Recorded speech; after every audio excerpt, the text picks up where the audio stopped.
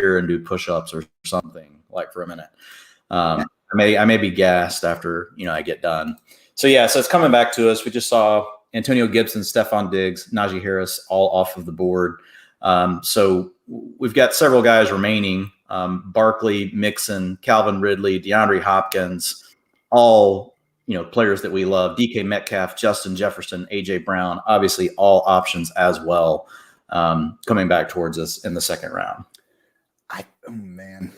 If Ridley or Nuke are still there, I'm not against going wide receiver. I feel like we got to ride the Saquon train, man.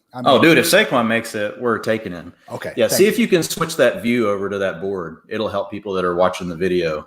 Okay. Because they'll actually be able to see a lot better. So if I see what you're saying. There you go. Boom. There we go, people. Let's go. Great day to be great. Yeah, that describes it a little bit better. Okay, and I got to switch the Un momento, we got this. Yeah, there goes Barkley. Oh, no, not my Saquon. Yeah. I was looking at if Saquon had made it back here, it would have been like, I would have tried a backflip, which I haven't tried in many years. Draft board, there we go. Yeah, man, I was looking at my post-draft best There ball. you go. Yeah. Now you got it. Post-draft best ball exposure, I am quite literally at 50% Saquon. So a little bit irresponsible, yes. Also, let's go, Saquon. Come on, it's Saquon Barkley. If you're going to be overexposed to a guy, I'm okay with that guy being Saquon Barkley. So we've got 2 picks before us, and there goes Mixon. That's one of the people I had in the queue.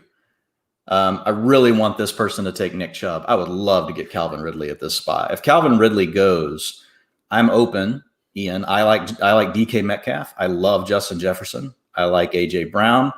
AJ Brown, there's a chance he comes back. He took Nick Chubb. We just got Calvin Ridley at a major discount. Let's go. So we're banging Calvin Ridley. Boom. That sounds bad. I hope Calvin Ridley never listens to this. We were banging Calvin Ridley.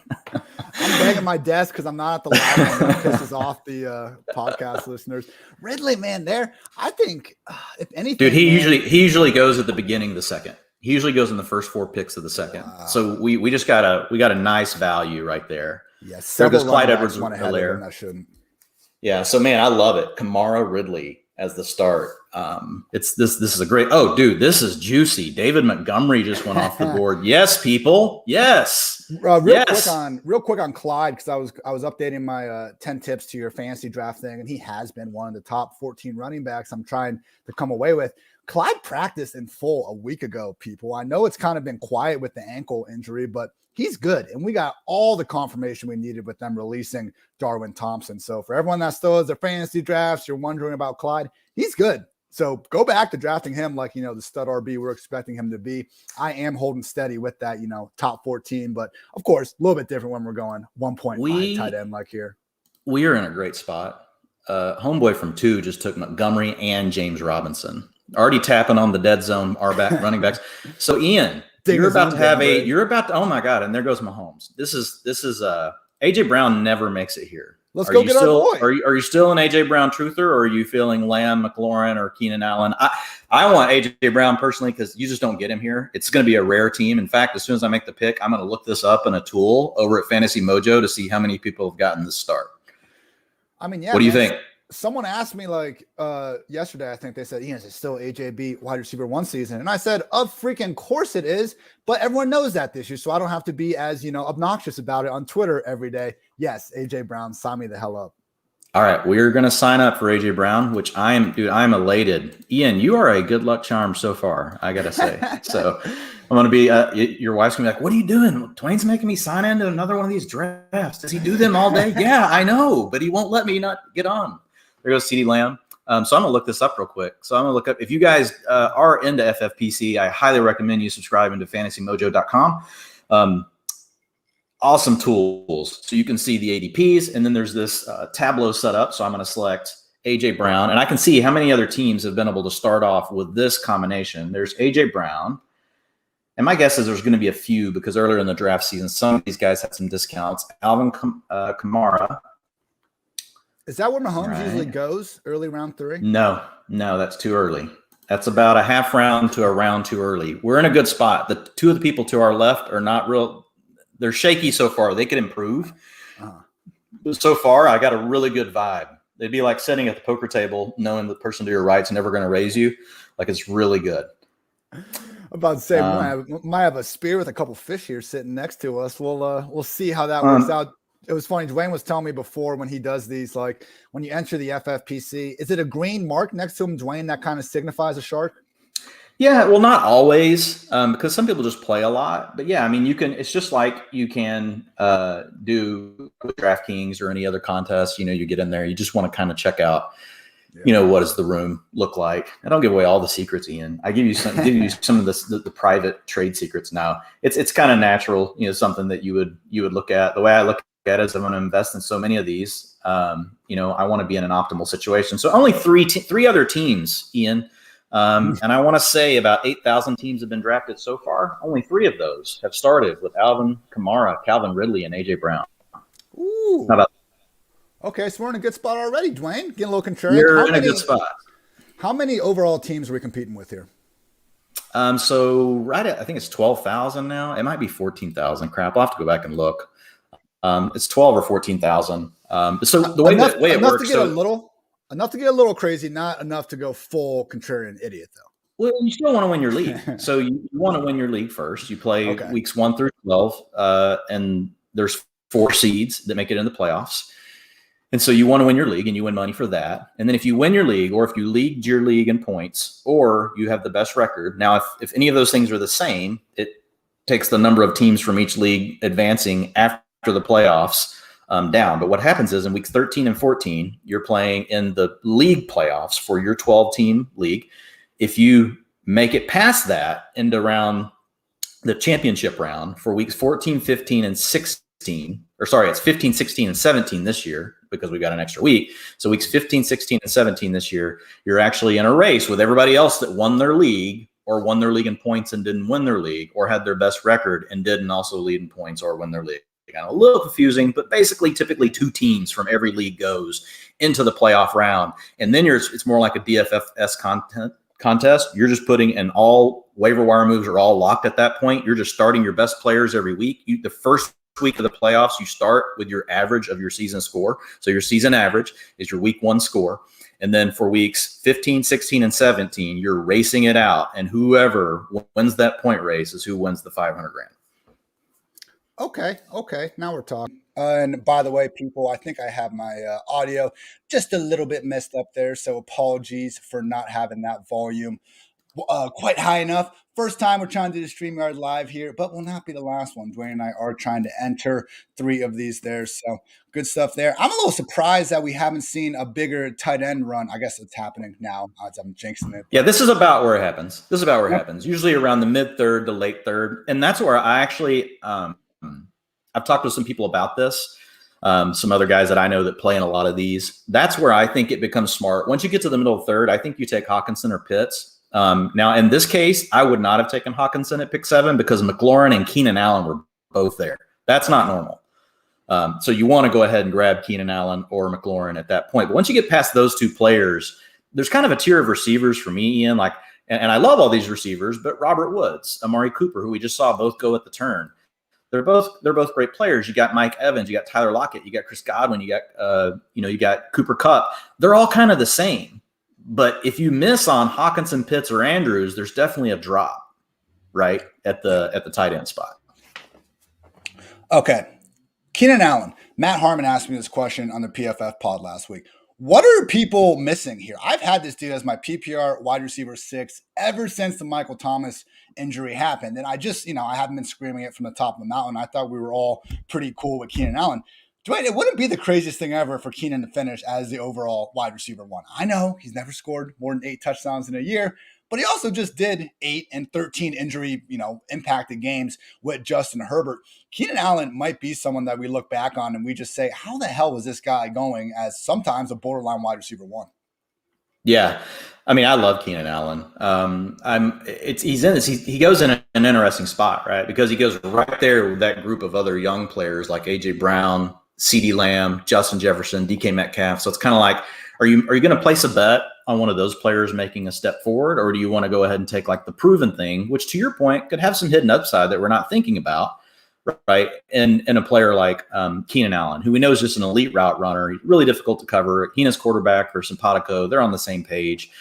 So he's a player I love to get. Honestly, I don't own enough of him, Ian, but it's kind of like what you said. It's not because I don't like him. I really do like him. It's just where I've landed in drafts, it hasn't quite worked out. So Godwin is off the board. DeAndre Swift is off the board. Miles Sanders just went. So we are sitting right now at pick 4. It's 3 picks away from us. If I didn't mention, Chris Godwin just went. Godwin, all right. I'm not sure if you saw that Buccaneers game, Dwain, where Brady had 2 drives. He is back. And I don't know if people remember, but Chris Godwin last year, week 1, he suffers a concussion. Week 3, he suffers a grade 2 hamstring strain. Week 7, he fractures his finger. The dude still had 81 catches, 1,072 yards, 8 tutties in 16 games, including playoffs. That's your floor.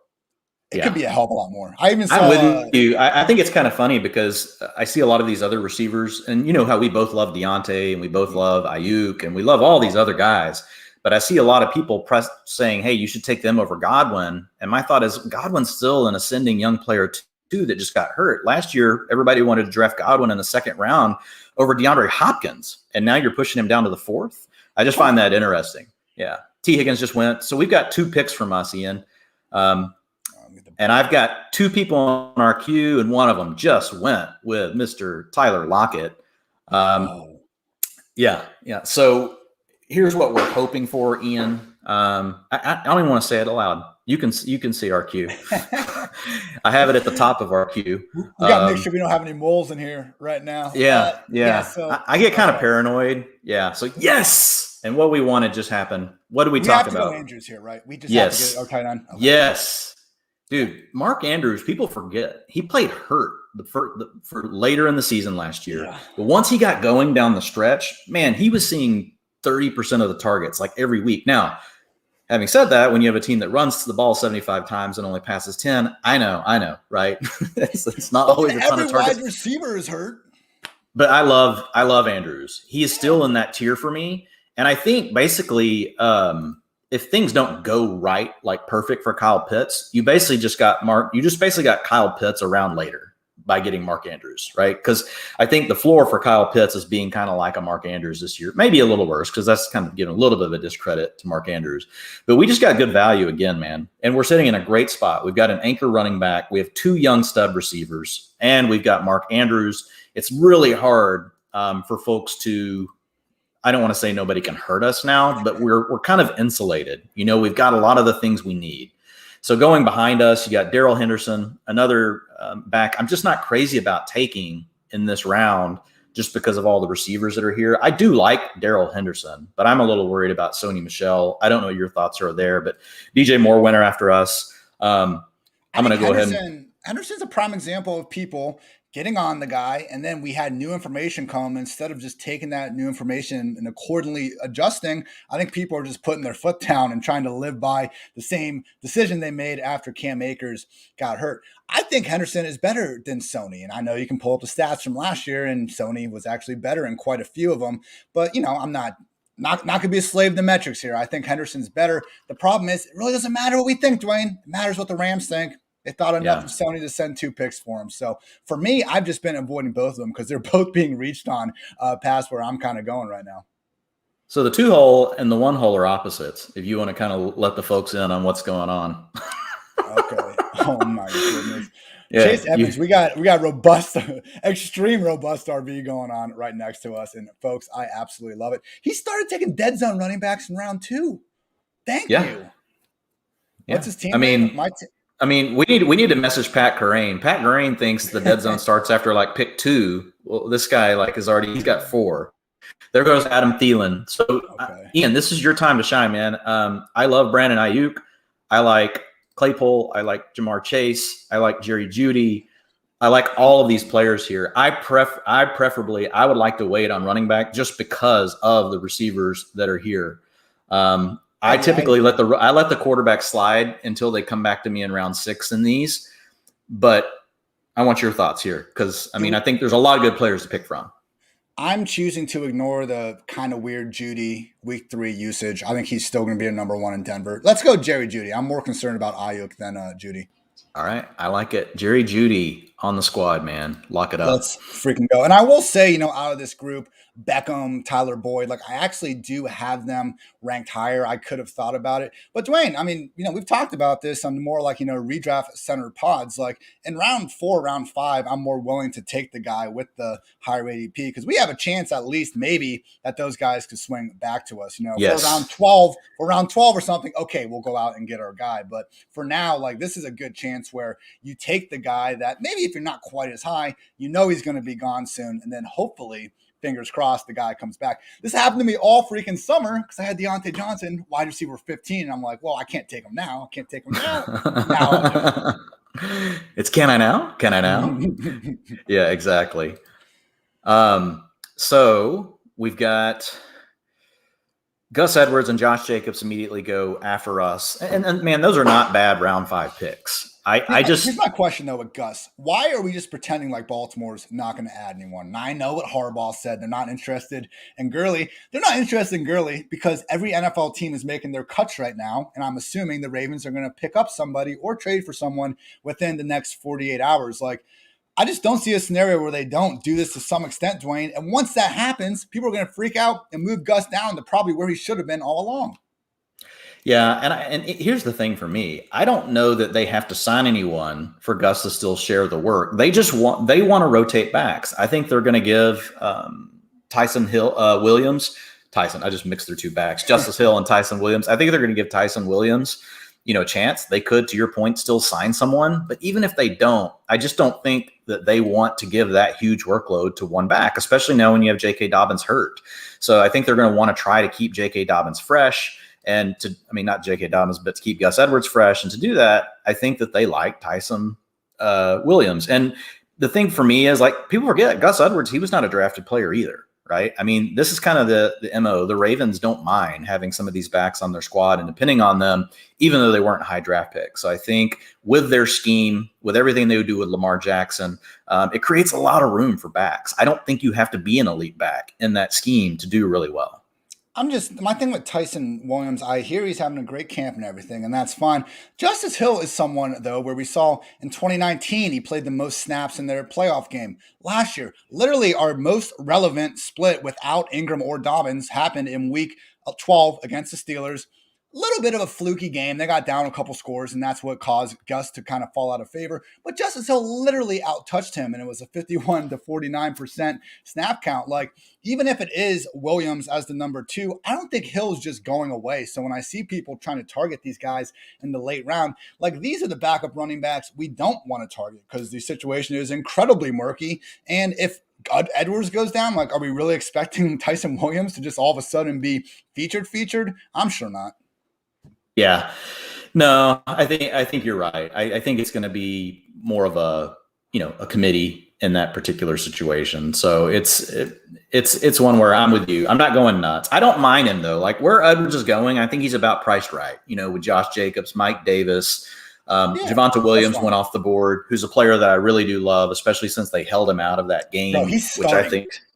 Yeah. Right? I've already got him. I went and bumped him up today. I moved him up my rankings. And, everybody knows, like, I've been the person saying, look, typically it's really hard for second round backs to overcome someone like Melvin Gordon. I think Melvin Gordon being hurt left that door open. And now Melvin Gordon's looking up going, oh, shit. Like, yeah, Javonta's probably going to run away with my job here. I think Melvin Gordon and Royce Freeman are still going to mix in on the passing downs. And then what you're hoping is eventually as the season goes on, you take that over. Now, there's a chance that the Broncos, play from ahead more. They got a defensive-minded coach, so they're going to be willing just to run in games if they need to. It's just defense is loaded. It's legit. I've been telling people, like, if, I get now, like, you don't have to necessarily not draft a defense anymore. I still probably wouldn't, honestly. Like, I'm going full, no defense, no kicker to the grave. But I get it. There's no more, games or anything. If you want to just go ahead and fill out your roster, that's fine. But still wait. And if you just if you want, like, a decent defense at a minimum and a good schedule, it's the Broncos and the Bills, people. I mean, this Broncos starting stretch. Daniel Jones and the Giants in week 1. Then we get the Jaguars, the Jets, Ravens, Steelers, Raiders. Like, that's all you can ask for there. And hey, if you don't want to run them up against the freaking, Browns or whatever in week 6, or even the Raiders who aren't bad, cut them and find someone else. But I would just say Broncos and Bills, if you wait on defense, as you should, they can get you through the first couple of weeks at least. Yeah, absolutely. So Claypool just went off the board. You've got Juju Smith-Schuster just went off the board. So a lot of running backs have gone since we picked. Since we picked, Gus Edwards, Josh Jacobs, Mike Davis, Javonte Williams, Kareem Hunt, Myles Gaskin, and Trey Sermon have all left the queue. We do still have some very freaking interesting players available to us right now. We are one pick away. If you want to send up a little prayer for Lamar Jackson, I will allow you to do so. Damn it. I should never say it out loud, Ian. Dwain! Never say it out loud. I screwed it up. What am I doing? I'm such an amateur. Shout out to Joey in the chat who was calling for the Lamar stack. We tried, Joey. Couldn't. We wanted it so bad. So here's the thing here, Ian. So if you hit refresh and you look at our running back tiers and what we got 39 seconds here. I think it's a spot that we could, but it's also, here's the deal. It's a spot where we go ahead and grab Mostert and have him. And at least we've got him, and then we can come back and throw some other things at it later. Now, if you want to take one of these receivers, I'm okay. But here's the thing. I think one of the receivers, I love whichever receiver comes back to us, I still love. You're right. Mostert, get him. Get the 49ers RB1. We've been preaching for months already. Yeah, no, I looked at it and I wanted a certain wide receiver one out of Cleveland that's going undervalued this year. I agree. No, you're right. I agree. There's 5 or 6 guys here that we should be good. I think that's the pick if we don't take Mostert, is just to go ahead and take Beckham Jr. It's just the way this board fell. And then there goes Damian Harris, right? Because what we'll want to do now is we'll just want to tack on later, like either a Sony Michel, James Conner, Kenyon Drake, someone like that. And then you and I want to do the thing we love to do, which is we want to get a Pollard, a Mattison, a Chuba Hubbard. Yeah. We'd like to get 2 guys out of a tier like that. That sets a team like this up to just totally pop off. Because if one of those guys ends up, like say Mostert gets us through the first 5 weeks, whatever, Sermon takes over or Mostert gets dinged up, who knows what happens? It's football, right? And all of a sudden, if a Dalvin Cook goes down, if an Ezekiel Elliott goes down, like look at this, A.J. Dillon in the 6th round of this guy going robust RB. That's a 2-round reach. He is not letting the pedal off. He's not letting the pedal off. And so the deal is, like, when these guys do these things like this, they think it's hurting everyone. And it does hurt some people. But like if you play it right, dude, he's just pushing so much value. And he just took Jamal Williams. So, like, his team is, like, basically dead. Like, his team is done. Like, the season hasn't started and his team is dead. Absolutely dead. Come on. We need one more pick. I'm not going to say who it is, but the chat wants it. I want it. Legendary collegiate player. Just won a pretty famous trophy last year. Number 1 receiver on his own team. Come on, my team sucks. Don't do this. What a team name, by the way. I respect it. Yeah, and we can change this team name. I just didn't know what you wanted to do. I always do like one-liners from Tombstone. All right, we are simpatico here. I love Devonta Smith. We're taking it. You ready? Lock it in, man. Let's freaking go. We got Devonta. That's a steal. We got 3 Alabama receivers, baby. Calvin Ridley, Jerry Jeudy, Devonta Smith. Lock it up. Bleeding excellence. I will take it. Dwain, I am a fan of this start, sir. So do we need because it's 1.5, do we care about going like a second tight end with any sense of urgency, or because the prop we're looking at is so mediocre? We just want to play the value. And if you also have the queue open in a separate window for you, you can see the ADP and you can see the ADP list that I sent to you. So basically, I just keep an eye on that. I don't let those tight ends slide. So for example, if Tyler Higbee came all the way back down to us, I think he's a player that you definitely consider. A guy like Noah Fant is a player you consider. I'm not crazy about owning 2 pieces of the Denver offense per se. I'm not against it, at the right value. But Higbee would be the one, given the way we've constructed our roster, that I would definitely be open to. And actually, I'm going to get him over in the queue. My guess is he's going to go. I would actually be open to Fant too if he made it that far back, because at that point you're getting a value.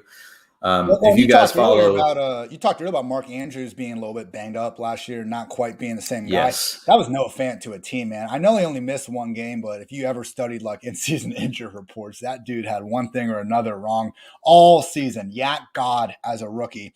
No offense, man. I just acquired him in a dynasty league the other week and just could not be happier. I think he's going to be the next big tight end. Would you take Hawkinson or Fant for the next 5 years? Because I think I would take Fant. I would take Hawkinson.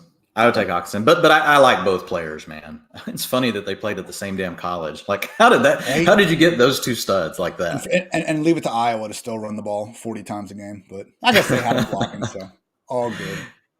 I'm just a Buckeye hater. I still haven't gotten that Iowa loss off my chest because they don't play every year.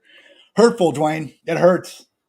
Yeah, I mean, sometimes scars are deep. Ian. I mean, it's, it happens. I have those. I have some of those too. Hey, mine is actually from this league. It's Zach Ertz. Zach Ertz wounded me so deeply, and it was actually Nick Foles. I mean, we were down to the last plays of the game, and Nick Foles overthrows a swing pass, basically. Not a swing pass, but Zach Ertz sitting wide open in the flat, overthrows it by like 2 yards over his head.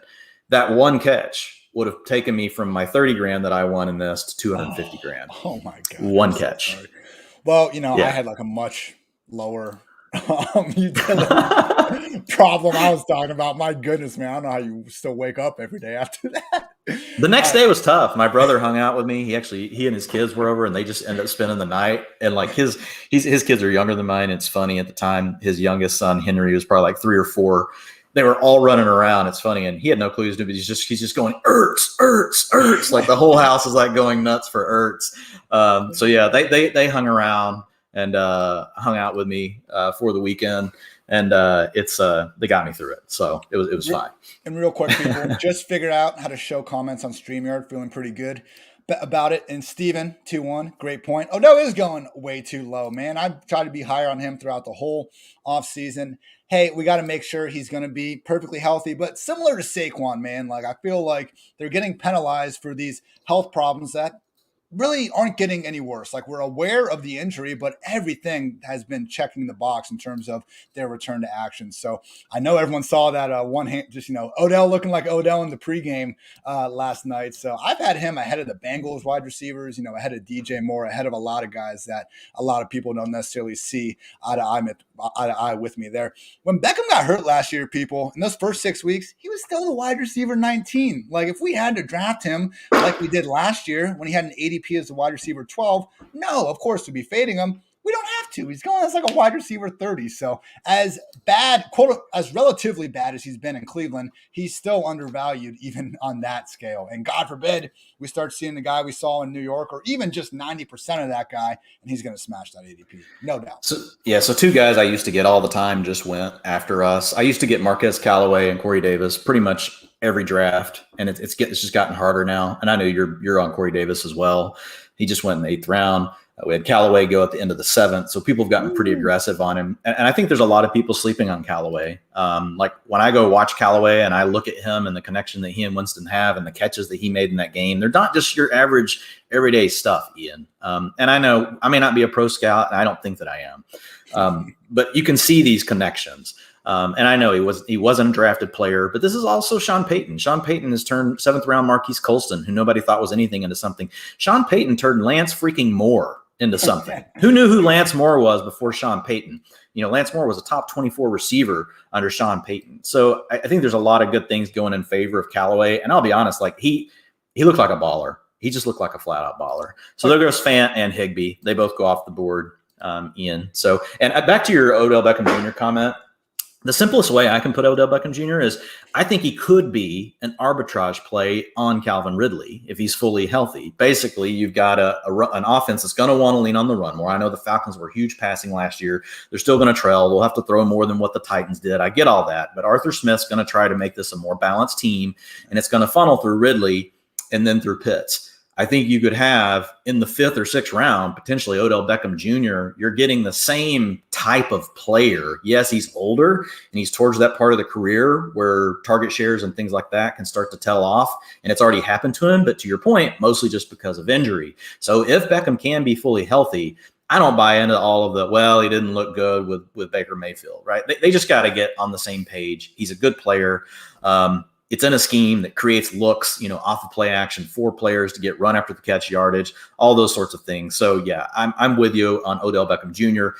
We had to just make a roster construction decision. The more exciting pick than Mostert would have been Beckham Jr. But when we got to come back and get Devonta Smith too, and make sure we had Mostert, it was just the practicality of it that we had to keep in mind.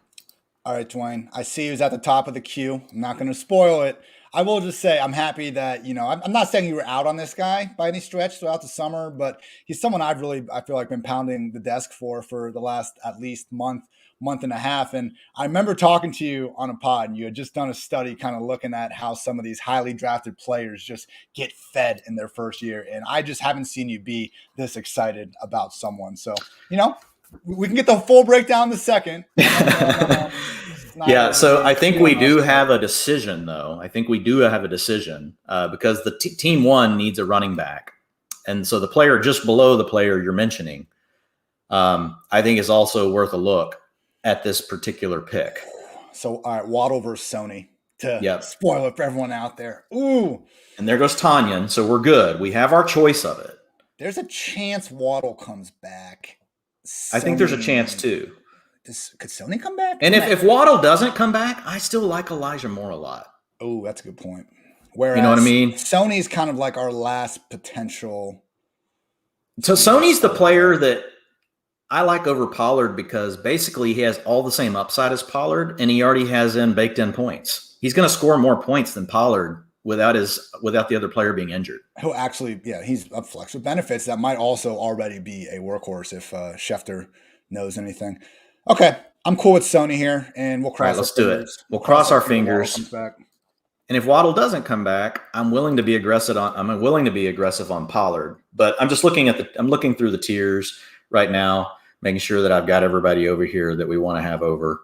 I'm prepared for Dream Crush, on Waddle, but I can live with it. If we get Waddle, we will. Oh my God, we should have just done it. We would have had 4 Alabama receivers. Just keep adding to the group. I know Pollard's actually good. Keep pup with Aaron. It's a fair point. With that, look at this guy, Ronald Jones.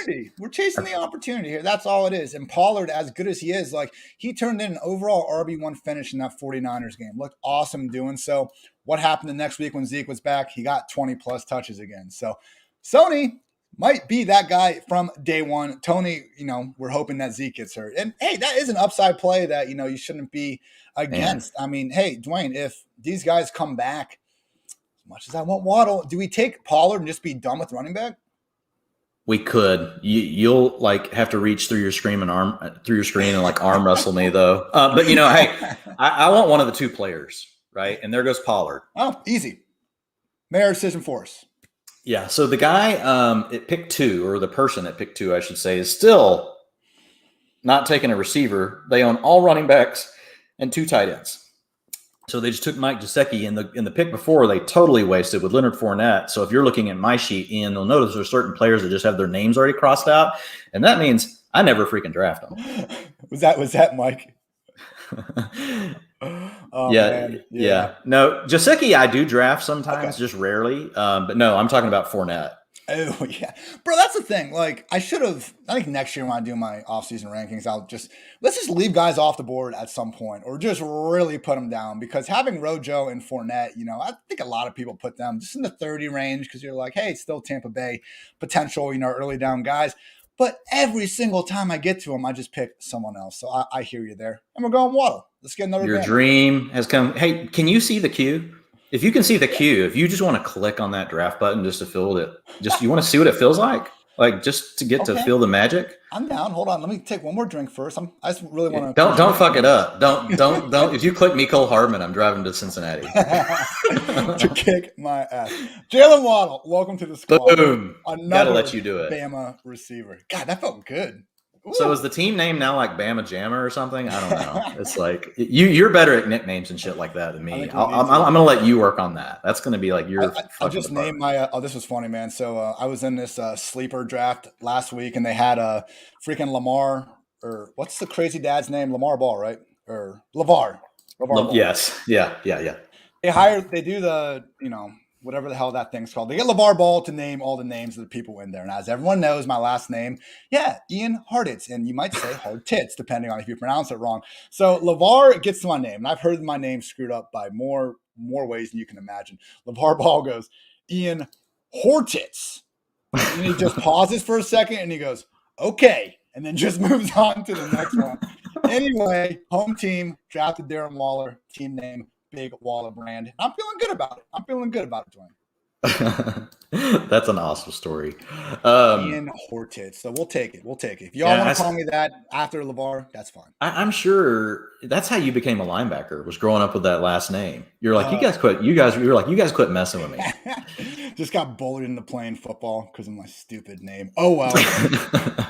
I can't wait to see the ADP guy that takes Dobbins. I would love if the auto drafter that gets Dobbins. I would love if because again, I think it's unfair when someone times out and they get a lot of times rewarded with the highest guy available. Like if someone gets injured and they're out, that should be the first guy they pick, or it should be what Scott Fish does in the Scott Fish Bowl, and I see it on a lot of other my NFL formats. Your pick gets skipped, and when you're ready to make a pick, you can go make the pick. But if the person after you wants a player, that's getting taken. That's one of my least favorite kind of long-standing fantasy rule settings we have. And to me, it's just it's an incentive to just go ahead and go in and set up your queue. If your queue is set up and you're on auto draft, it should be allowed, right? I mean, if you went in and you created your own draft list and you said, I'm just letting this thing auto pick for me, that's one thing. But if they haven't done that and you're just letting it pick off the players off the top of the heap every time, I agree with you. I hate that. It drives me nuts, in fact. Look at this. Michael Gallup's still sitting here in round 9. Mike Williams is still there. This was Team 2's long play. Yeah. Team 2 is just pushing it all that. I mean, basically, you're right. It's a pick.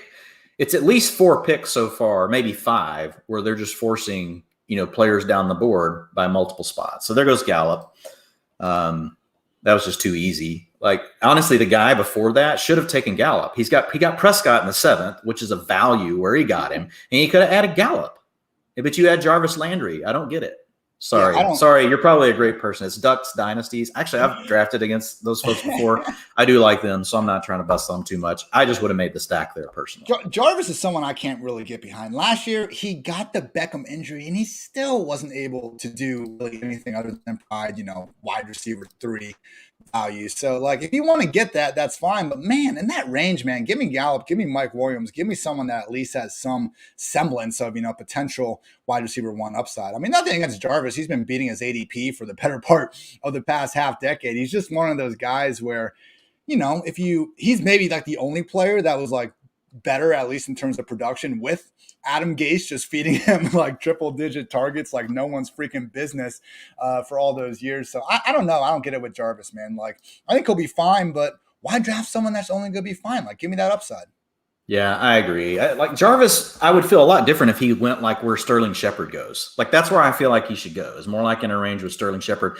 And I love Jarvis Landry, the player. I like watching him play. I mean, talk about a guy that just overcame a lot of odds, to be where he's at. There goes Trey Lance. Favorite wide receiver's favorite wide receiver.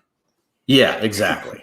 Exactly. And he's a baller, man. I mean, he's a baller. No, he's had a great career. I just think he's probably seen his best days. I'm shocked he played as much. I'm shocked he even played 16 games last year because he had that hip surgery late into the offseason, and he still came back and looked relatively okay. So, it's probably just my OBJ stand-em homerism in me. So, we'll see. I'm sure Jarvis will beat ADP for the 25th straight year. So what's your take here? Michael Thomas just went off the board in the 10th. He's got a wide range in this thing. I see him going the 7th to the 9th. 10th is honestly kind of late for him. Thomas is just a guy I haven't been messing with because I'm still worried about, is he going to come back healthy? Is he going to re-injure himself? And I just worry about the relationship with the Saints. I know that the word on the street is that, hey, they've smoothed everything over. It's all good. Everything's, he and Peyton are on the same page and everything. But I don't know, man. I really struggle to pull the trigger. And it's a player that I love. But, Michael Thomas is also 28 years old. And it's kind of things are piling up on him. And his touches are more like a running back's, where he catches the ball inside, within 10 yards, safety's coming downhill, linebackers in your ear hole. he's taken a beating. And so I don't want to say I would never take him, but this is your chance to talk me into him because maybe I should gain some exposure to Michael Thomas. What are your thoughts? No, I think you're spot on. I haven't drafted him once since the injury happened. I remember PFF, like they put out a graphic for me, like who I was just higher on versus ADP. And I think it was Devonta, OBJ, and Michael Thomas. I just thought the targets were going to be there regardless of who the quarterback was. I mean, he didn't get enough credit for still putting up 100-yard games with Taysom and Teddy Bridgewater, who we've seen tank, plenty of other players. But with this injury, like you're right, man, 4 or 6 weeks seems like the most optimistic side of things. And for him to be going, round 10, round 12, no, round 14, 15, maybe I can get behind it. But obviously he is not touching that range. Oh, unfortunately, we had Jalen Hurts get sniped. I saw. So if you guys have read my quarterback plan, it is Jalen Hurts all the way, but the other one is still there. The other is still there, but we need to have a talk here because I love Tom Brady. I do believe, Matt Waldman. I was on his pod not this past weekend, but the weekend before. David Johnson, definitely not in our queue, just went, so we're good on that. There's a couple of things here. Team one, freaking Houston Texans running back. Wow. I don't know. But team focus Hartitz. Team one is definitely taking out Alexander Mattison if we let it go. Tom Brady is here, but man, I would not be upset to own Ryan Tannehill with AJ Brown and then come back and grab Tua later to go with Waddle. You know what I mean? Yeah. So I don't know, but man, I love Brady. Brady he's a centerpiece in my quarterback plan. He's here. Buccaneers though. We don't have a single Buccaneer. I think but it's okay. You don't have to in these. I've finished in the top without the stack. I finished in the top with a stack. Brady, I still have. I have Brady way higher than I have Tannehill. Okay. Can we get Tannehill at our next pick, 1104? We can get him. But I don't want to take two quarterbacks here. We need to take something else. That's what I'm saying. So let's take. So do you want to take Mattison and just get the big time upside back right now and then see what happens coming back? Yeah, let's take Mattison. He's our last running back. All right. I promise you that is what Team One wanted. And they're crushing dreams. Everyone out there that got burned on the Mattison, week 5 against the Falcons or whenever, maybe it was week 6. Just realize that game was 21-0 in the third. Yes, Amir Abdullah will make him, unfortunately, a little more game script dependent than we would hope. But people, we had 3 examples last year of Dalvin pretty much getting hurt or being out. And 2 of those, Mattison cleared 20 touches with ease. He was the overall RB4 in week 17. I understand all you stopped caring about fantasy in week 17, as you should. Just realize, if something happens to Dalvin, even if Mattison isn't that top 5 running back maybe we thought he was going to be, you're still going to be hard-pressed to rank him outside the top 12 if Dalvin's out of the picture. Yeah, totally. I think you have an RB1 every week. So there goes Brady, and it's okay. There's roster construction decisions you have to make. And normally I would have not liked that. I would have been like, damn it, Brady. But because we've got AJ Brown, I do like the opportunity to stack it up. And so the gentleman at 1 that is really having a nice draft, honestly, McCaffrey, Metcalf, Justin Jefferson, DJ Moore, Deontay Johnson, Tyler Boyd, Odell Beckham. For Christ's sakes, Ian, are you drafting 2 teams? Are you double drafting on me? That sounds like something you would draft right there. At least he took Goddard, and I'm not sure what he was, exactly doing there. I guess at that point he just needed to get a tight end. But yeah, that is a solid roster right there. And that's, people, if you have your drafts coming up like this weekend, don't do mock drafts. Just go to Underdog Fantasy or FFPC. FFPC is going to be more pricey usually. Just do a. But they do have cheaper ones. But yes, okay. Underdog is our official representative of PFF. So Ian's like, shut up and let me do the read. I'll do that. Oh, wait, shit. George is paging me. No. But no, God damn it, Dwain, making me lose my thought now. But just, okay, an underdog, when you have money in it, people are staying till the last pick, which is what you want. If you're doing a mock, people take their first 5 picks and they leave. That's why some of these sites' ADPs are messed up. So just put a little skin in the game and you won't be sorry. We got to take Tannehill. It's easy. We don't have to. So sometimes you got to get ballsy. So listen, every team after us has a quarterback. Oh, Dwain, I like where your head's at. They could do this to us, but I'm okay, man. I can live with it. Elijah Moore is screaming at us. He would have been gone 3 rounds earlier if he had played this preseason. Exactly. Yep. Boom. Lock it up. Wow, I'm getting nervous now.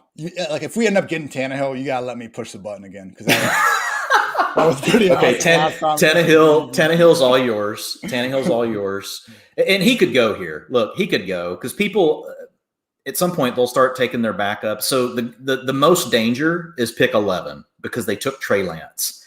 So they could take Trey Lance saying that's my long-term answer, but I want to come back here, right? And I want to be able to use Tannehill early in the season. Now, good news is he's got Jamar Chase, so he could easily want to stack Joe Burrow. That's really the only stackable option that he would draft at this point. But he does have Shenault too, so he could feel great. Trevor Lawrence played better this weekend, so that could be in his plans as well. The way I look at it is I don't over worry about the stacks. I don't force them. I want them to be a value because when you force them, you kind of negate the value, to be honest. It is a good strategy to have. So last year, when I had a team last year that was in the top 5 until the very last week, and man, a huge part of it was Josh Allen to Stephon Diggs. But I was drafting Josh Allen in the 9th or 10th round, and I was getting Diggs in the 6th, right? It wasn't like I was forcing, a 3rd round receiver and a 7th round quarterback. Not that that's what we were doing here. Cole Kmet, that was a good pick. We just had him in our queue. Usually I get him around like round 13, but with Evan Ingram, Irv Smith going down, Gerald Everett went off the board early in this draft. Jared Cook's already gone off the board. Honestly, had we not taken Elijah Moore or Tannehill, Cole Kmet was who we had up next in our queue. Would you agree? I feel like, again, you want a big 3 tight end. I think if you don't get that, try to stop the run and get Logan Thomas before you get into deep sea territory. Unfortunately, if you're in that position, you just need to shoot darts. Cole Kmet, Andrew Erickson's guy, Austin Hooper. I think Blake Jarwin gives some potential because you can get him at the very end. And then Gerald Everett. And I think those are kind of our new 4 late round tight ends. Maybe Gronk. Do we go on that road after seeing that first team usage he had? I mean, I think you could. He's still going to rotate though. But I'm fine drafting Gronk. He's already gone here too. Like the tight ends. Look at all the tight ends that went from in round 8. It was Higbee, Fant, Jonnu Smith, Robert Tonyan, Dallas Goedert, coming back around, Gesicki, Gronk, right? And then in the 10th, you had Gerald Everett go, and in the 11th, Jared Cook and Cole Kmet. So when the tight ends go this early, and I already own an anchor tight end, I don't feel like forcing them because that means they're giving me other value. And it's like I can fill out my roster in different ways. We eventually want to grab another tight end here, but we can get an Austin Hooper later. We can get a Blake Jarwin. We can get we can get a Zach Ertz later if we have to. Hell, I'll take Irv Smith at this point as our 2 and just let him sit there for the first 3 to 4 weeks, unless you've heard anything new on his injury. I still haven't heard a definitive declaration other than, he's going to miss the start of the season. That's one of my top questions for Dr. Edwin Porras. You all can check out that edition of the PFF Fantasy Football Podcast on Wednesday. Try to get all the injury updates there right before your draft. And by the way, people, quick Team 2 update. After going Travis Kelce with the 2nd overall pick, we got 6 straight running backs and then 2 more tight ends and Tom Brady. We'll see if a wide receiver ever ends up on the squad. Stay tuned. No receivers. Oh my God. This guy wins the whole thing. Can you imagine? 0 wide receiver, but like you literally just don't draft a wide receiver. This guy is drafting this team just to dunk on the 0 RBs. That's the only reason. So these tight ends are going way too early. Normally Hooper, so Kmet's normally a 13th. Everett's normally a 13th. Hooper's normally a 14th or a 15th. Blake Jarwin's normally a 14th or a 15th. So when these sort of things happen, folks, don't go with the run if you've already got one. I'm willing to walk into week 1 of the season with just Mark Andrews, even in this premium league, because something will pop up. And if I just got one position, I know that Ian and I are going to have to be aggressive at grabbing a backup for. It's better than having to think that we've got 4 areas of focus. So I like to know when I'm going into fab season, right? I only want 1 or 2 things to really worry about. Now, injuries happen, and that changes things for you. But I'd like to be resilient at all these other positions so that we really just have one thing to focus at, because that's what they're leaving us. They're leaving us the receivers, man. Rondale Moore still on the board. Terrace Marshall's still on the board. Brian Edwards just went, which was a solid pick. Jacoby Myers is still on the board. I mean, there's a lot of – Zach Ertz in the 12th round? I'm not doing it. I'm not doing it. So this is where when people go one direction, you go the other. This is a perfect chance to be contrarian to your room. right? You're not being contrarian just to be contrarian. You're just basically saying, okay, they're going to all go with this. And as long as you've got a starter, right? If you don't, at some point you got to say, okay, I got to bite the bullet. These guys are going sooner than they normally did. Like we did. We had to do it with Mostert a little sooner than I wanted. Sony Michel was probably around before I wanted, but it was at a position where we didn't even have our RB2 yet. So, and we have to start 2. So with tight end, we just need to start 1. And basically what we've said right now is we're flexing receiver. We're flexing 2 receivers. Okay, this is you. This is your show, man. I know it's my show. Let's go. Tannehill show. I love it. That's why you draft with someone that does freaking hundreds of these things a year, it seems like. Ryan Tannehill fell, and guess what? The fall is over. Welcome to the squad. Boom. I will just say, like, the one almost like knock people have against Tannehill is Arthur Smith leaving. Like, they just promoted another coach from within. There's little to no reason to expect this Titans offense to look any different. I wish Arthur Smith was still there, but as a reason to just fade the guy, that I don't see. I mean, before Arthur Smith did this with Tannehill, it's not like when they hired him, everyone's like, wow, Arthur Smith, like the Titans got themselves a great hire. He did a great job. I'm not trying to say that. I would just say, don't overestimate just like the impact of one coach leaving if we have everything else in place. Not ideal, but when we can get the guy in round 12 going as a borderline QB1 when he's been nothing except a top 10 QB over the past 2 years. Like, those are the types of situations where that's the only problem we have, and he's falling seemingly because of it. Sign me up. So what are you thinking here? Coming back, you can see what I'm doing, in the queue. Do we think we need to go another QB? No, not yet. Not yet. We don't need to. Rondale went. Okay. I was ready to have a Rondale versus Terrace Marshall discussion, but so there goes Fields and Stafford. Dude, we are just right. We were nailing this thing just right. We get our quarterback. 3 go after us: Stafford, Fields, and Burrow. There goes Terrace Marshall. I really would have loved to get Terrace Marshall. Can you imagine what Terrace Marshall's gonna do if one of those other receivers does go down? Right. Oh my God.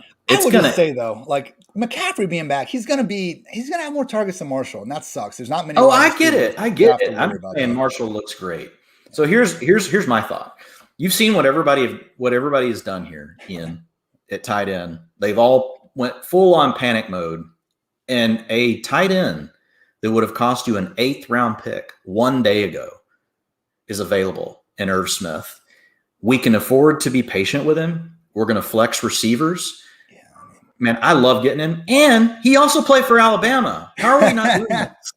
We already have 6 receivers. Yeah, I mean, looking at the board, Sterling Shepard, Manuel Sanders, there's some okay options, even Cole Beasley, if we want to, risk the health of our team to do that. But I think, Irv Smith, man, that's fine. Because like you said, every other late round-ish tight end, like none of these guys are attractive right now. He's the last guy that I think you can feel any semblance of being good about. Here's the thing. 1 day ago, and say in 4 weeks he's healthy, I want him over Blake Jarwin, Austin Hooper, Zach Ertz, Adam Troutman, Cole, maybe not Cole Kmet. I do like Kmet, but I had him ranked ahead of Kmet before. I probably like him over Gerald Everett, Jared Cook, Rob Gronkowski. I like him over all those. I had him ranked over Mike Gesicki, and we just got him as a luxury pick basically in the 13th round and a 1.5 PPR, and we can be done with the tight ends. If we want to take one later, we can. But we don't have to force anything. No. The other guy that's falling, and I don't know the extent of his injury, is Evan Ingram. I know he hurt his calf. See, here's me, Ian. I buy injury news dips because typically within 3 days, their price goes up. Once people get their arms around, oh, this is the prognosis, then the price goes back up. So you're kind of buying it at the ultimate low. And even what's the worst case? They come out and say Irv Smith's going to miss 6 games. I doubt it's that. Based on meniscus. That seems like worst case. That seems like worst case. I think it could be 2 games and we get it. For Ingram, I would probably want Hunter Henry over him, I think. Just similar kind of rationale. I don't think I've gotten a single share of Ingram because I've had him ranked as more of a more a mid-tier tight end too. Rudolph is going to get snaps. He's just been banged up himself, so we haven't really seen that. And you can talk about him having over 100 targets last year all you want. Kenny Galladay, Kadarius Toney, like Rudolph, Saquon back. Evan Ingram could easily finish 4th or 5th on this team. He's fine, but like, I don't know, man.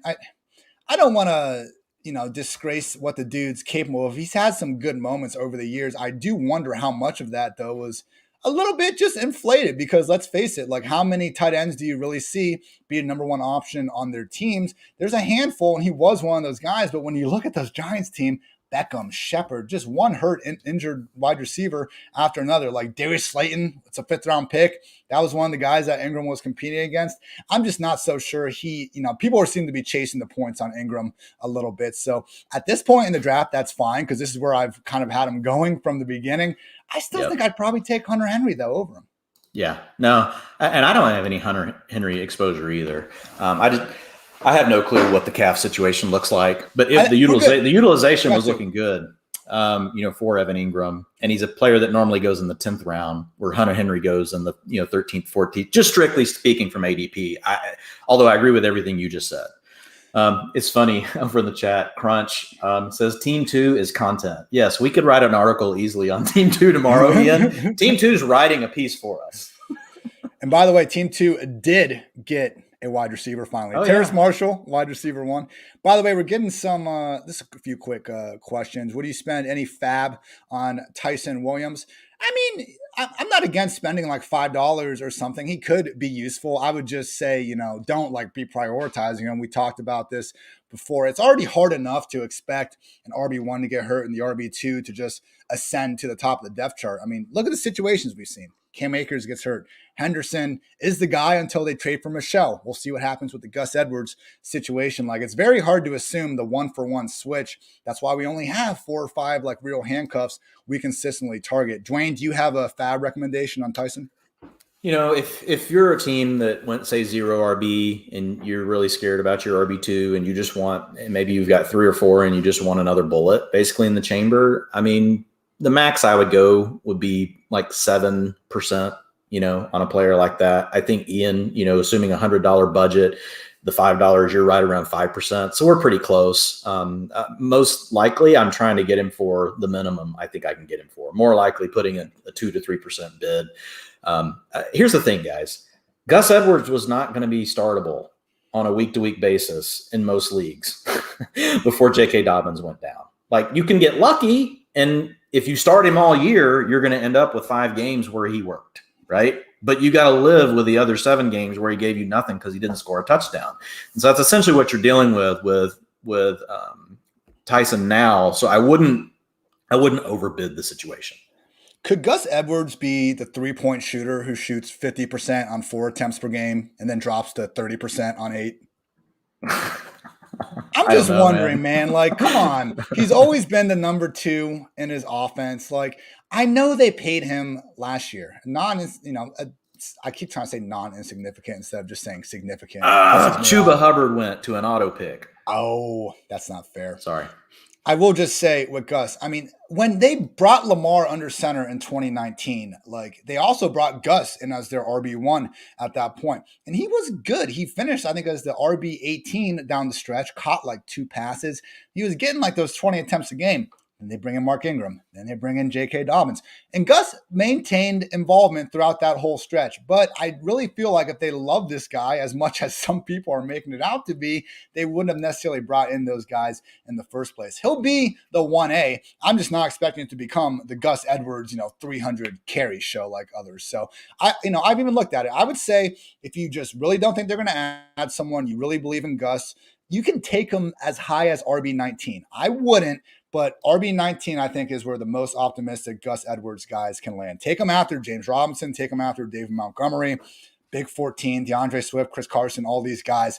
RB19, RB20. I think I have him RB27. So I'm taking Jacobs, Mostert. I'm taking Damian Harris, guys like that ahead of him. But again, you want to be an optimist, I'd say RB19. Yeah. Man, Darrington Evans also went.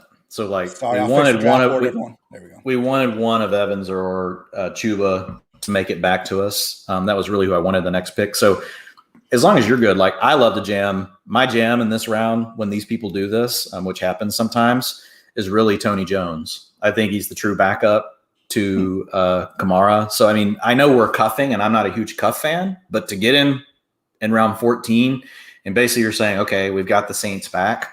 I feel good about it. But if there's someone else you like, if anything, I think if Kamara gets hurt, we see a committee. Like, I just don't think we see the 90% back. I know that was Latavius's role.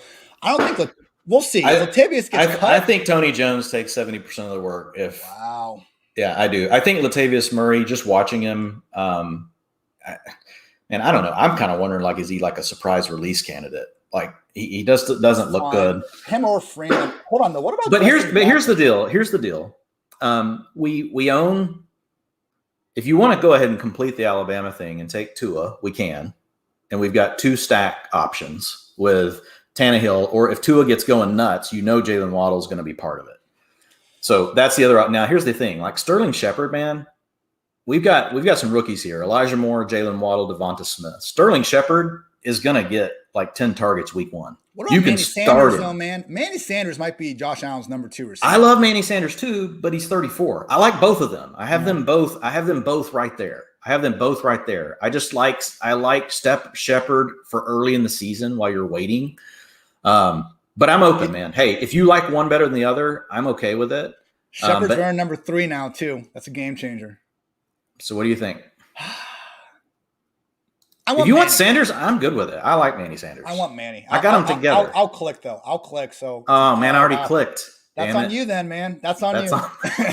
When he gets hurt, you're gonna be like, "You guys remember that episode where I told Dwain we should take Sterling Shepard and he took Manny Sanders?" Look, like Gabriel Davis is great and all. I don't exactly see him just straight up snatching Sanders' job, and he's not. They're going to run so much 4 wide receiver. Like there is a realistic chance the Bills could enable 4 top 36 PPR wide receivers, and I just think that based on a lot of where these guys are going, Beasley. I've been happy to buy the Beasley dip while he's still there in a lot of drafts. He's still there too. So we'll look at him later as well. But with Manny, I mean, he is old, but I came out with an ages list earlier this offseason, and it wasn't guys that are just old. It was guys that have looked their age. And to me, Emmanuel Sanders does not fit that criteria. I mean, for him, 2018 to have that, or 2019, I think he had the 2018 torn ACL or Achilles, comes back, plays 17 games in 2019 because he got traded halfway through the year, and then comes back with the Saints. Like, okay, he didn't make it work with Taysom Hill. Only freaking Michael Thomas did. You put him in this Bills offense, man. I mean, again, he doesn't look like a worse version of himself. I'm not saying he's going to return to prime form, but in round 14, I'm cool with that.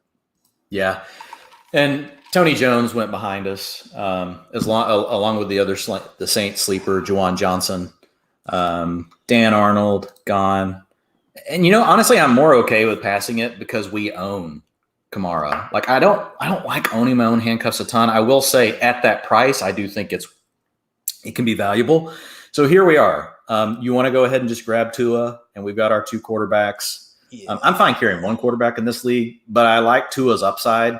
And man, we've got 2 stacks. If either one of these quarterbacks blow up with our receivers, it's huge for us. And Dwain, Tua went to Alabama. So I'll let you click it if you want to go ahead and complete the Alabama team. Roll Tide, roll. And I'm still hurt that they embarrassed my Buckeyes on national television the last college football game I watched. But you know what? When they give me $500K for winning this, I'm going to get over that pretty quickly. Quick note on what you said, Dwain, because I saw this conversation popping up around fantasy Twitter about the idea if you should handcuff your own running backs or not. At a certain point, if you're using a 15th round pick to get the guy, that's fine. But if you're taking Ezekiel Elliott in round 1 and you're taking Tony Pollard in round 10, just think of it like this. For you to be chasing the best upside of your roster, you are now essentially eliminating one of those picks. If it's a Sermon Mostert situation, maybe both of them could actually make it work in the same offense. But like Zeke and Pollard, Saquon and Booker, McCaffrey and Chuba, there's no scenario where both those guys have awesome seasons. So if you're trying to handcuff him in round 10, you're more or less like now insinuating that you want your round 1 back to get hurt, because that's the only way your round 10 back works out. So yeah, you're building yourself a nice floor. We're not trying to come in 5th. It is 1st or last. So you should be drafting every single pick like it's going to hit a home run out of the ballpark. Handcuffing your own guy doesn't do it. So if you have Ezekiel Elliott and it's between Pollard and Mattison, I'm taking Mattison every time. Yeah. It's that's the way. And plus, you get to wait on Mattison. Mattison usually goes a round or 2 after Pollard. Like, well, you saw what we did. We wanted to get Pollard, and he went. And we were able to. We went ahead and got aggressive. But Pollard went at the beginning of round 9. We got Alexander Mattison almost a full round later. The only reason we took him is because I guarantee you, Team 1 was taking Mattison to go with Pollard. Yeah. If we let it go by. Just looking at the board and knowing how these people do this. So yeah, I'm with you. I do believe though, once you get to a certain round, like what we were dealing with Tony Jones, and I'm fine with the pick we made, but at that point it is fine. I think it's fine. So, and I do hold the Tony Jones people. So if you guys, if you're looking for a guy, if you're looking for a Saint to draft late, I don't think it's Latavius Murray. I totally think again, just talking upside again. Tony Jones is the one. Tojo is the one with the upside. Lat Murray is not the guy with the upside. No, there goes Sterling Shepard. That's a value, man. Sterling Shepard in the 15th round, Manny Sanders in the 14th. I know we talk a lot about young players, a lot about upside, but again, constructing a roster, is important. And so it doesn't necessarily make Team 10 isn't doing it just for a construction standpoint. He's just taking the value most likely. But like on a team like we have, where you have Elijah and Jalen Waddle and Devonta Smith, we know that there's a chance, right? One of those rookies don't work out. If not, 2 of them could not work out. So to have a Manny Sanders, to have a Sterling Shepard sitting there waiting to go, and you can plug them in right away and let those guys then get up and get running and figure out which one you want to play, that's great. The other thing that teaches you is just because you took a player in a certain round doesn't mean that you can't come back and grab someone else that may be the starter over them early in the season. That's roster construction at its finest. So Javonte Williams, I've told people is a bit pricey for me, but if you really like Javonte Williams and you want to take him, and with the latest news, I took Javonte Williams in the 5th round a couple times this last weekend. But if you do that, you're taking Javonte Williams also knowing that, I may not start him week 1 or 2, or week 1 may come out, he may not have the role I thought, and I may have to bench him for 4 or 5 weeks. So the way you want to build your roster is, okay, great, I'm going to take Williams here, but I'm going to circle back later and I'm going to grab a Nyheim Hines. I'm going to grab a James White. I'm going to grab something that I can use for a couple of weeks if I need to, or grab a Sony Michel, a guy that is going to have a role and also gives you additional upside, just like what you're kind of like what you're getting. Honestly, Sony Michel, as funny as it may sound, like playing for the Rams, he has huge upside. But my point being is that he's going to have some sort of a role. You can use him for a little bit, and then you can come back around whenever Melvin Gordon gets hurt or Javonte Williams fully takes over the role, or you're in your playoff stretch, right? And your rookie running back is just ripping it. So think about your rosters that way. But let those values fall to you. Don't reach for Nyheim Hines when he and Gio Bernard and James White and all the other players like him are all on the board. Kind of read the board. When they start to go, you're like, okay, I'm going to grab 2 of these, or I'm at least going to make sure I get 1, and then I'm going to circle back and I'm going to get some more upside. So, and now the defenses are going. Ian, so this is good. I would just say everyone, fading Sony because he's Sony Michel and he's dust. Was everyone just saying wow, when CJ Anderson got signed 15 weeks into 2018, oh, finally, this, can't believe this talent's been out here sitting in free agency the whole time. Rams really got a great one. Todd Gurley was having an incredible year. McVay kept saying he's healthy. He kept playing him. It wasn't like Gurley couldn't go out there. CJ Anderson literally came in and took over when they had 60+ million reasons to continue to feature Gurley regardless of how he was playing. So, yeah, and, we've drafted far worse running backs in far higher rounds than Sony Michel, where we got him over the years. Look at last year. David Johnson and James Conner, these guys were going top 4, 5 rounds. Where Sony is going is absolutely fine, people. I don't know if you have the list up where you can refresh it. I was just going to ask you if there are any backs you're feeling here. I do like Anthony McFarland as the main cuff to Najee now, but you don't have to do it here. But you could. We're kind of at the spot now where I throw ADP out, and it's what do you need to do to make your roster good? I start that around round 11. Isn't Justin Jackson the Chargers RB2? But man, he's still not healthy. That's why I've got him in red on this sheet, and I've been shy with him. Because I just don't know. I looked at him. He's still on the injury list today. It is on us, by the way. So, I mean, I have Ty Johnson sitting there. I got Gabe Davis sitting there. I got Anthony McFarland. Cole Beasley went, so that's gone. AJ Green, I don't know if he's there. Hang on, let me click over here. And the Denver defense went. So, I don't know. What do you think? What are you thinking here? We got 30 seconds. I got Gabe Davis sitting here, Ty Johnson, Anthony McFarland. Let's go Gabe Davis. And we're almost handcuffing Sanders in a way. And to a great offense. Great offense. Well, but if we're handcuffing like a 13th and 16th round pick, that's fine because, I'd love to do a study on this next offseason because I just want to see like the average kind of value you're getting from those spots.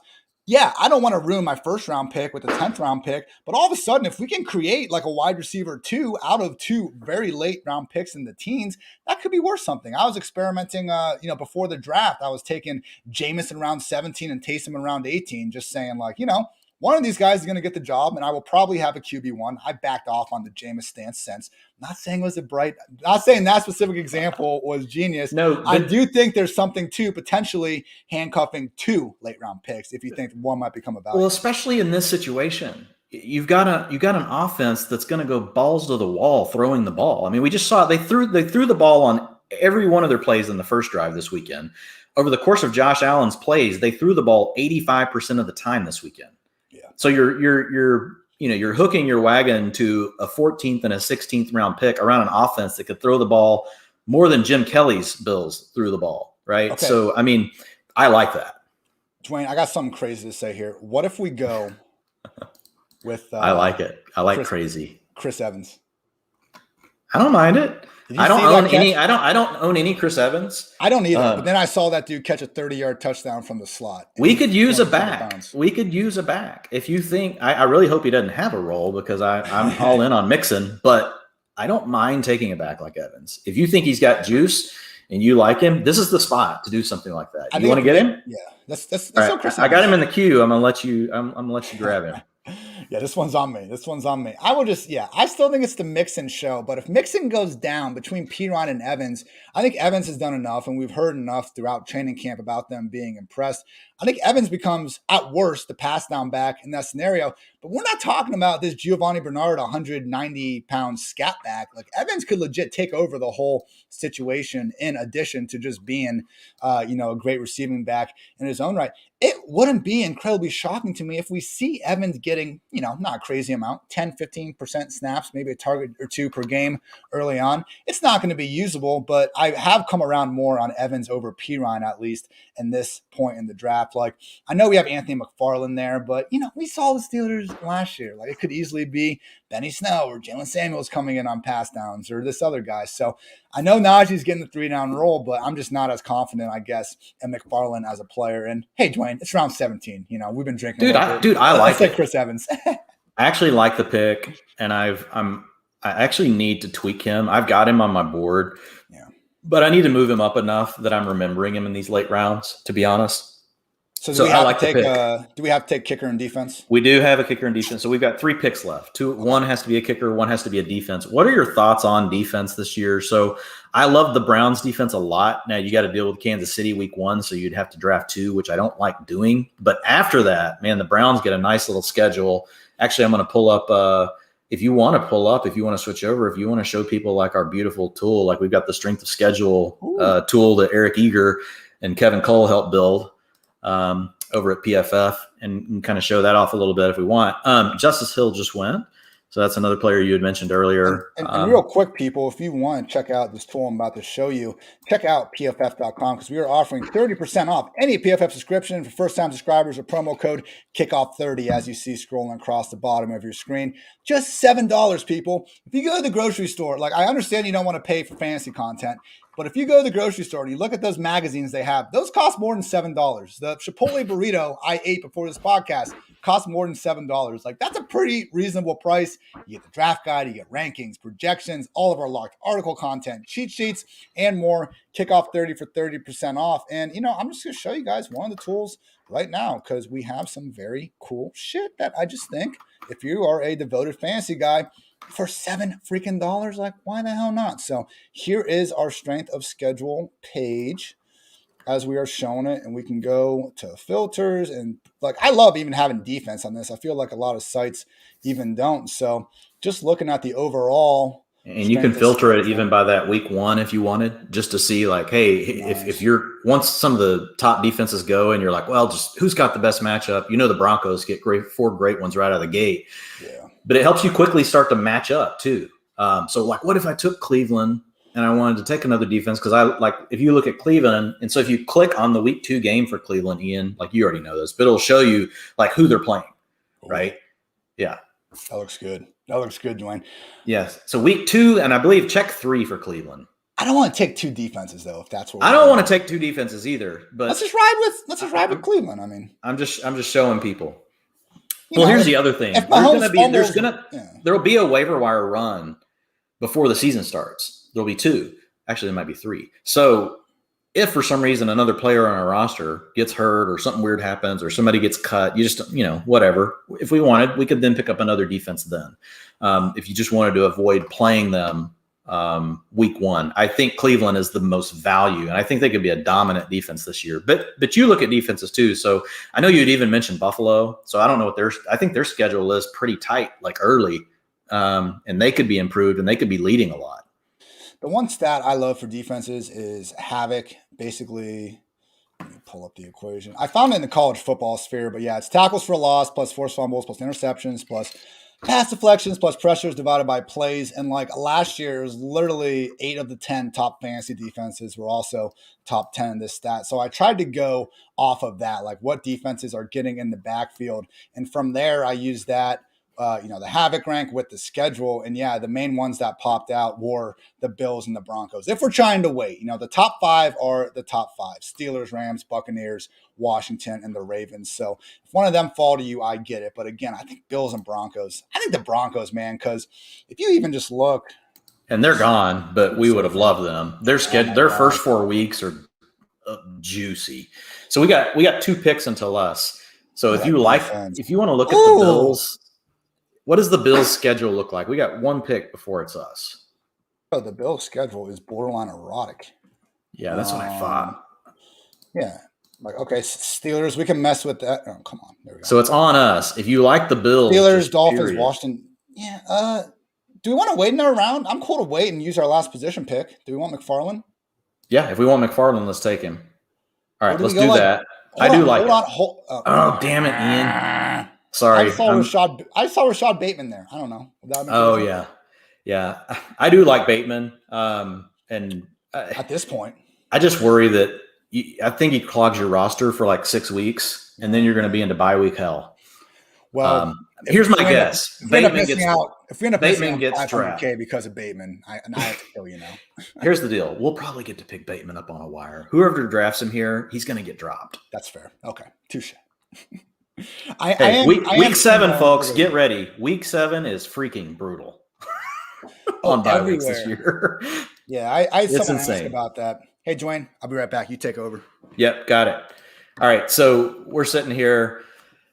Kickers, defense is starting to go. Just to give you guys a quick run through on our roster, it's Kamara, Ridley, AJ Brown, Mark Andrews. This is a 1.5 points per reception for tight ends. Jerry Jeudy, Raheem Mostert, Devonta Smith, Sony Michel, Jalen Waddle, Alexander Mattison, Elijah Moore, Ryan Tannehill, Irv Smith, Emmanuel Sanders, Tua, Gabriel Davis, Chris Evans, and Anthony McFarland. So we wanted to tack on a couple of other late round running backs because we did wait a little bit after we took Kamara. We were heavily loaded on Alabama players. We've got Calvin Ridley, Jerry Jeudy, Jalen Waddle, Tua, and Irv Smith. All Alabama players. We missed out on Ramondre Stevenson. So that would have been one more. So did you decide, Ian? We got 1 pick if you prefer the Bills or the Browns.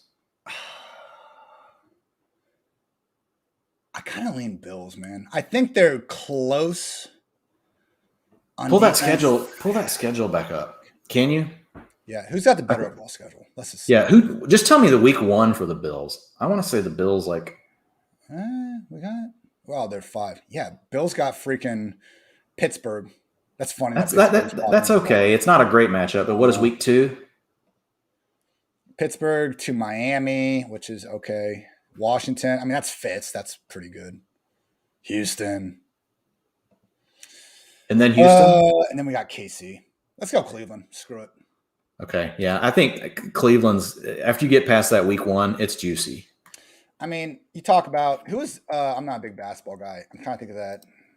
Fuck. I'm not either, so don't ask me. It was Dennis Schroeder. Dennis Schroeder got offered I think it was like $80 million from the Knicks or something like that. Maybe it was the Lakers and he declined it. Now the Celtics have him on like an $8 million veteran, deal. That's exactly what happened to Jadeveon Clowney with the Browns. Like they were ready to pay him 2 off seasons ago, and now they get him for freaking scraps. Like to have him across from Myles Garrett.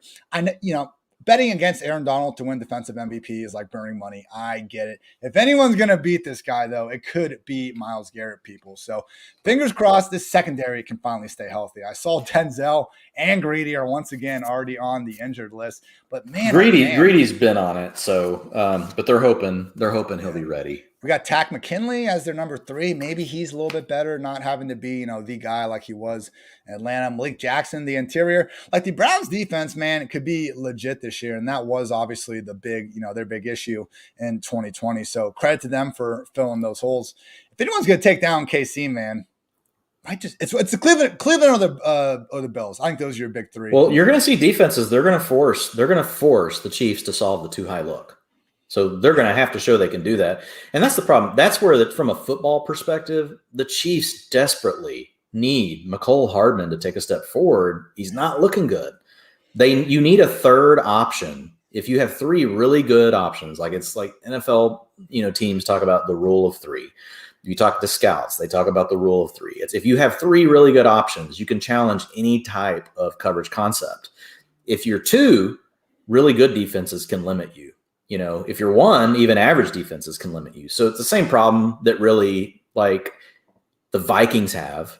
It's kind of the same problem that the Browns have, but they make their third option the play action, the run game, the bootlegs, all that stuff to bring extra confusion to the defense that helps you be successful with just 2 playmakers.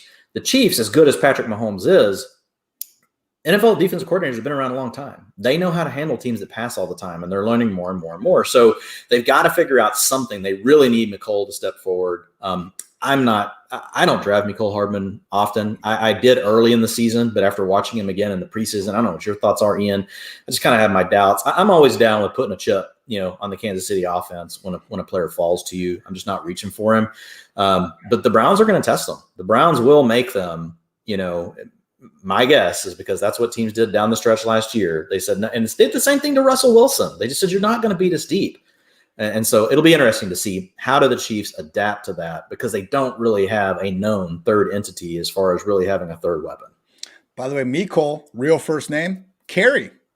Did not know that. Kerry Hardman.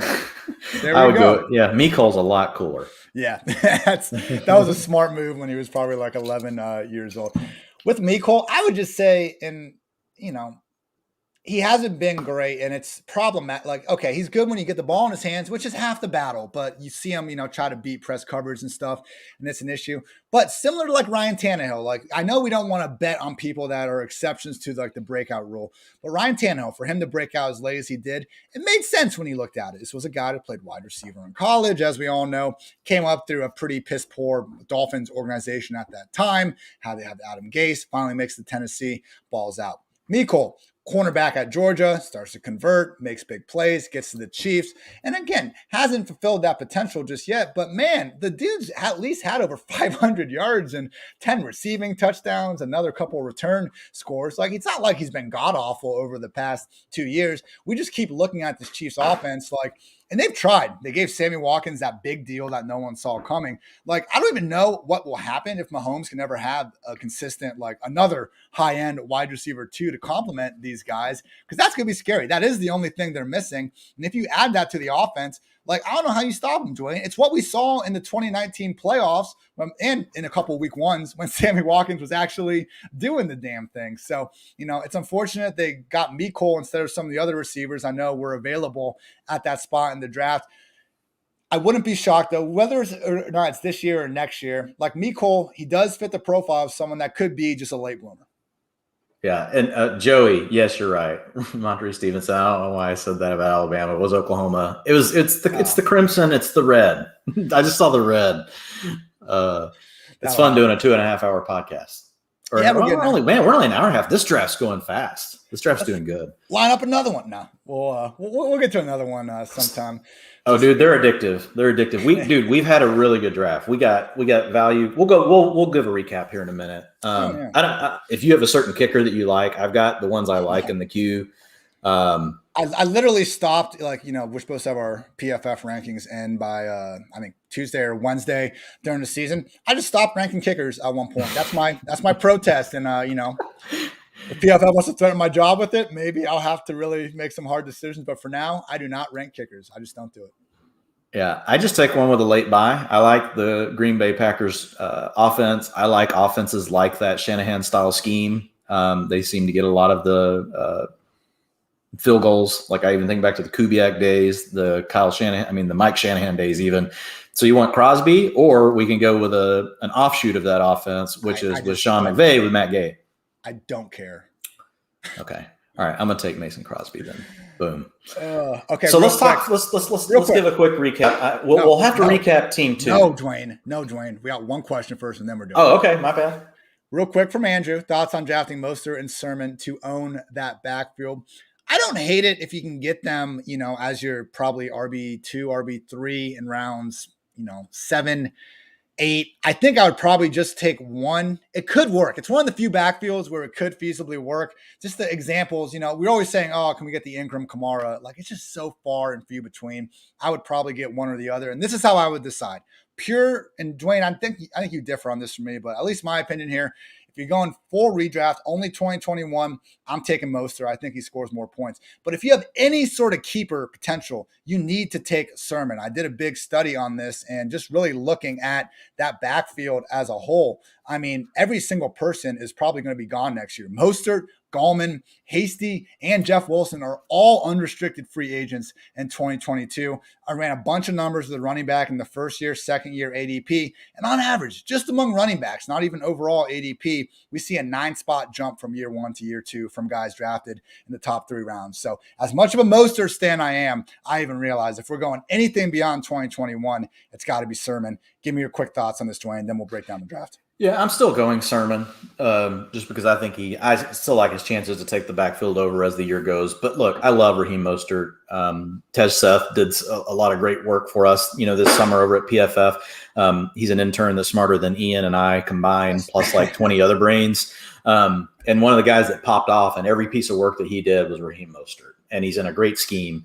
I think here's my thought on it is even if Trey Sermon starts to take over a bigger role, I think there's a chance that Raheem Mostert could really own even some of the passing down work, Ian. And so I think there's a lot of insulation potentially for Raheem Mostert.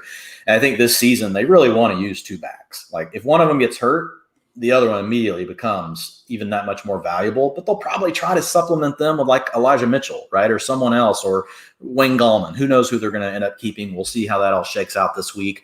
But I would not take them back to back. And it would depend on construction, but I don't see a scenario where I would do it because even if I had gone 0 RB, for example, and let's say I'd started off with like Devonta Adams, Calvin Ridley, CeeDee Lamb, Tyler Lockett, Brandon Ayuk or Jamar Chase or pure 0.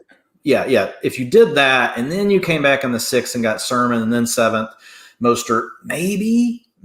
And here's the only reason I say is because really coming back, once you get to that 7th round, there's not another back I'm nuts about, So then I might do it. But even then, it's kind of hard because you still haven't taken a quarterback. You still haven't taken a tight end, right? And in a normal draft that's not a tight end premium like this one, you could be staring at, a tight end that fell before then.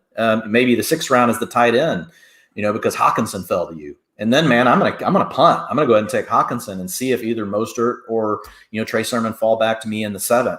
But again, you got to read your room. It depends. Is it a 12 team? Is it a 10 team? Is it an 8 team? You got to be looking at the board. That's what I love about what we had here is you're constantly looking at the board. You're seeing what other teams have. You kind of heard our thought process through it. So overall, it's not a strategy I want to deploy. It's just too expensive to do the 6th and 7th round because if they both stay healthy all year and neither one of them takes over, it could be a little bit maddening, right? And you may never want to start them both.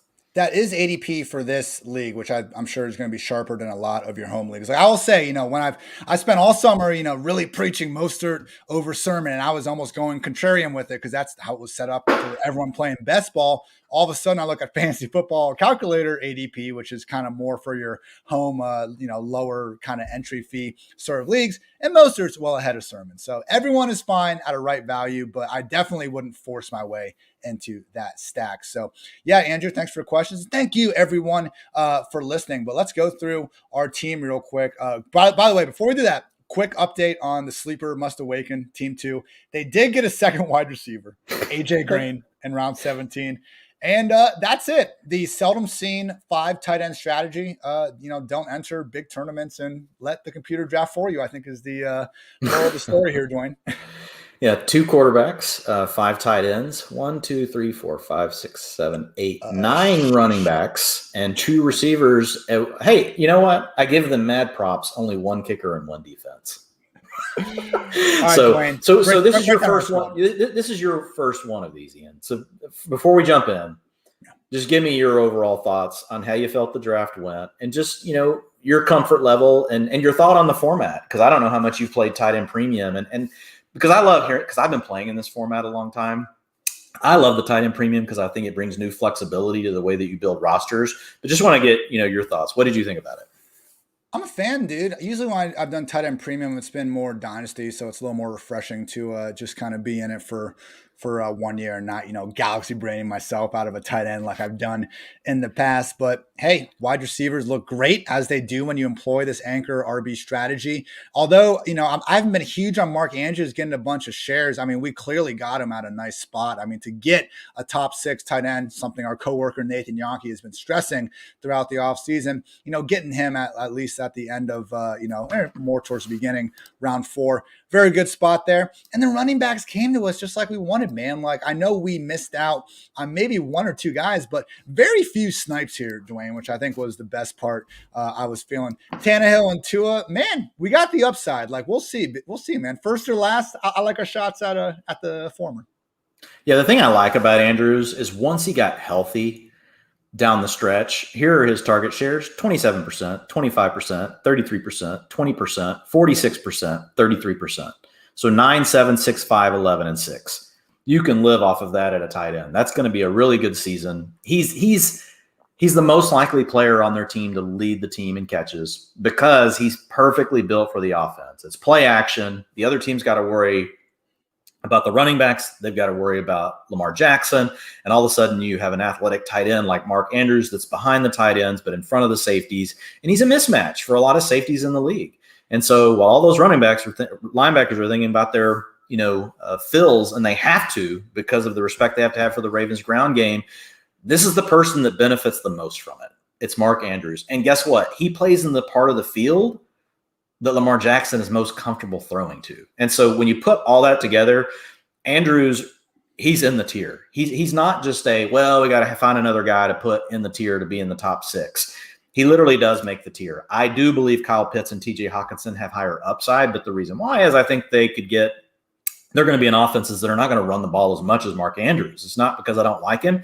It's not because I don't think that they're going to get a bigger target share, even potentially in their team, than Andrews. I think Andrews will hold his ground and all those things. We just know the Ravens will come out here and run the ball, 55% of the time and pass 45%. But I do wonder sometimes, Ian, like we're seeing how many receivers they've drafted over and over. Do we eventually see a year? And now with J.K. Dobbins going down, do we eventually see a year where they're like, you know what? We're going to throw the ball more. We've got the weapons to do it now. And it's going to be a nightmare. If we come out in 3 or 4 wide and then we could still run the ball with a back or Lamar Jackson, and you guys are going to have all of your smaller defenders in there, that's problematic, especially with a back like Gus Edwards. So I love Mark Andrews. What are your other thoughts, on our squad? I love it, man. We got value at Ridley. We got value at A.J. Brown. We got slight value at Andrews. We took a player we love with Jerry Jeudy.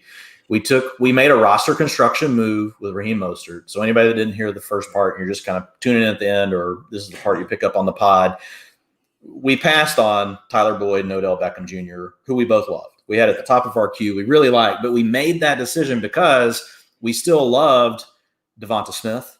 We still liked Cortland Sutton. We didn't necessarily want to own 2 Denver receivers, but we also had Corey Davis in the queue at the time. Deebo Samuel next. Like, one of those wide receivers was going to fall to us. Well, and we had Corey Davis and Marquez Callaway in the queue too. Like, we were willing to pull the Corey Davis trigger if Devonta Smith wasn't there. So just looking at the board and knowing what Team 2 did, which he had taken all running backs and 1 tight end at that point, and he continued to do so, we had to make the move to go ahead and get one of the running backs. And at the time, Team 1 also only had 1 running back. Now, they continued to draft. This is probably like Ben Gretsch or something, because they've got receiver after Christian McCaffrey. So that's definitely like Davis Maddock, Ben Gretsch, or who else? Who's our other big like? It's zero? Just one of those.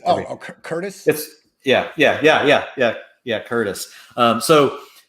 And those are all super smart guys, and they laid off. They held true. So they're saying they're flexing receiver. They never took another receiver after those picks. But the point being, we made a move to go ahead and secure Mostert. We can plug him into our week 1 lineup. And then we came back and we still got Devonta Smith. Would we have preferred Odell Beckham Jr.? Yeah, but man, we love Devonta Smith. Also, we did get – that was one instance where we got sniped. We were going to pair up Andrews with Lamar Jackson. Unfortunately, he went the pick before Mostert. Yes. Hey, and man. then so Sony Michel was another balanced pick. Yeah. Then we come back with Waddle, another upside pick. We never did even talk about it, actually. So if you look at top 6 draft picks since 2011, only 1 has finished outside the top 36. And so Jalen Waddle's just too cheap is the bottom line of the story. And you're getting him in the 9th round of most of your drafts. In a home draft, you're probably getting more like round 10 or 11. The other thing is I have an article coming out tomorrow that's talking about receivers under the ages of 22 and 23 that have posted a 20% target share adjusted. So they have to play at least 8 games. But in those 8 games, if they at least posted a 20% target share, how many of them go on to bust the following year? No one. So Jerry Jeudy's a great pick. AJ Brown, obviously that paid off. He's hit that number as well. Calvin Ridley didn't hit that number in his first year, but came back and did hit it later. So all the players that we have, I really love. Elijah Moore in the 11th round, and we got Alexander Mattison in the 10th as a big upside swing. So essentially, we've got Kamara. We're going to use Mostert out of the gate. Sony Michel can fill in if we need. If Darrell Henderson goes down, or if Sony Michel just outperforms him, he gives us another option. And then Alexander Mattison is like our home run pick. If for some reason, and not that we would ever root for Dalvin Cook to go down because we love him, but just in case you do Dalvin Cook, we own Alexander Mattison. And then we came back and we got Tannehill to go with AJ Brown. Love it. We got Tua to go with Jalen Waddle. Love it. Technically, you could say we got Tua to go with Jerry Jeudy and Calvin Ridley, but I know that would be college football, not NFL. But I love the team, Ian, and I had a blast drafting it with you. You too, brother. I will say it is kind of funny, Dwain, like when we're in as many leagues as we are, like nowadays, like someone gets hurt and even, you're never thrilled, but okay, maybe if you have the backup, you're like, okay, this is objectively good for my fantasy team. The dark angel sitting on your shoulder is like, well, this is good for you. When we have exposure to all these guys anyway, like I'm just kind of become numb to it. It's just like, that sucks. We need to move on. But yeah, anyone trying to victory lap or, take pleasure in it couldn't be me. Get that Schadenfreude idea out of here. Dwain, before we get out of here, I just wanted to say a few final words and say, hey, Fantrax, I know we didn't draft on you tonight, but you are still a fantastic partner because Fantrax is free. Fantasy Football League Manager is the most customizable, easy to use, and feature-rich platform in the entire industry. PFF is gearing up to play our leagues on Fantrax this season. We have already done just that. I'm feeling good about the squad. Had a team auto pick 3 defenses in there. Like, that's what it should be. Don't be sniping my running back in round 15. Give him another defense. Give him 5 tight ends like FFPC did right here. If you're coming from another site, that's no problem. Fantrax can support any of your current leagues completely free. Create an account now using promo code PFF at fantrax.com/PFF and get a chance to win a trip to any regular season game this year for you and your entire league, plus $6,000, people. Promo code PFF, fantrax.com/PFF. Regular season game, entire league, $6,000. Go to Vegas and then turn that $6,000 to $100,000. Why not? Promo code PFF at fantrax.com/PFF.